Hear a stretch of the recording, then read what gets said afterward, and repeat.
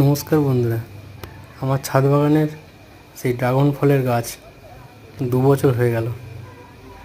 এই প্রথম একবার ফল হয়েছিল, আবার এই দ্বিতীয়বার ফল ফুললো।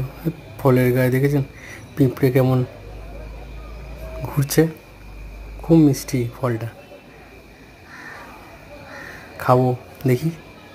আগের যে ফলটা হয়েছিল সেটা ঠাকুরকে দিয়েছিলাম, এবার এটা খেয়ে দেখবো কেমন লাগে। মিষ্টি শুনেছি খুব।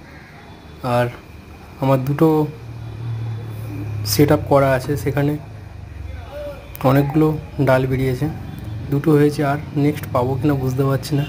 বর্ষাকাল, প্রচুর বৃষ্টি হচ্ছে, তাই ভিডিও করতে পারিনি। অনেকদিন পরে আবার ভিডিওতে এলাম, দেখি কেমন হয়। আর পুরো পেকে গেছে, পারবো আর কদিন পরে, দেখা যাক। আর কীভাবে আরও